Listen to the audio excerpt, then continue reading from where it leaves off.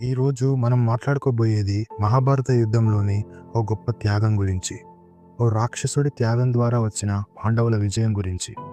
అది కేవలం ఓ యోధుడి మరణం కాదు, ఓ యుద్ధపు దిశను మలిచిన ఘట్టం.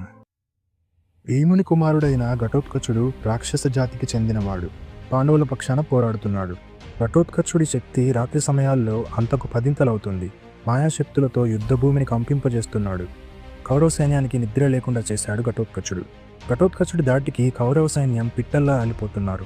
ఎవరూ తట్టుకోలేని విధంగా రక్తపాతం సృష్టించాడు. ఇక కర్ణుడికి రంగంలోకి దియక తప్పలేదు. అతని వద్ద ఉంది ఒక గొప్ప అస్త్రం, వాసవి శక్తి. దానిని శక్తి అస్త్రం అని అంటారు. ఇది సాధారణ ఆయుధం కాదు. ఇంద్రుడు స్వయంగా కర్ణుడికి వరంగా ఇచ్చిన దివ్యాస్త్రం. దీని ప్రత్యేకత ఏంటంటే ఇది ఒక్కసారి మాత్రమే ఉపయోగించగలం. కానీ అది టార్గెట్పై ప్రయోగిస్తే ఖచ్చితంగా లక్ష్యాన్ని ఛేదిస్తుంది, తప్పకుండా చంపుతుంది. కర్ణుడి అసలైన ఉద్దేశం దీన్ని అర్జునుని హతమార్చేందుకు ఉంచడం. అదే అతని చివరి ఆశ. కానీ 14వ రోజు రాత్రి ఘటోత్కచుడు విజృంభించాడు. అతని మాయాశక్తులు కౌరవ సైన్యాన్ని పటాపంచలు చేస్తున్నాయి. ద్రోణుడు, దుర్యోధనుడు కూడా అతన్ని ఆపలేకపోయారు. ఇక కర్ణుడికి ఒకే ఒక్క ఆప్షన్ మిగిలింది, శక్తి అస్త్రాన్ని ఉపయోగించడం. ఆలస్యం చేస్తే మొత్తం సైన్యం తుడిచిపెట్టుకుపోతుంది.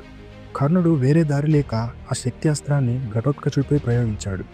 ఆ అస్త్రం ఘటోత్కచుడిని ఆకాశంలో ఎగిరేసి భారీ విస్ఫోటనం సృష్టించి అతని శరీరాన్ని నాశనం చేసింది. ఘటోత్కచుడు మరణించాడు. కానీ అతడి మరణం వల్ల పాండవ సేనల్లో ఒక ఆశ. ఘటోత్కచుడు పాండవుల వాడైనా కూడా అతని మరణాన్ని పాండవులు ఓ విజయంగా భావించారు. ఎందుకంటే ఇక కర్ణుడు శక్తి అస్త్రాన్ని అర్జునుడిపై వాడలేడు. శ్రీకృష్ణుడు ఈ సంఘటనను యుద్ధానికి ఓ టర్నింగ్ పాయింట్గా చూశాడు. ఘటోత్కచుడు చనిపోయాడు, కానీ అతని త్యాగం వల్ల అర్జునుడు బతికాడు. అర్జునుడు బతికినందువల్ల ధర్మం నిలబడింది. ఓ రాక్షసుడిగా జన్మించిన ఘటోత్కచుడు ఓ ధర్మయోధుడిగా చనిపోయాడు. అతడి త్యాగం ఆ యుద్ధానికే గర్వకారణం. మహాభారత గాథలో చిరస్థాయిగా నిలిచిపోయిన అధ్యాయం. Don't forget to like and subscribe.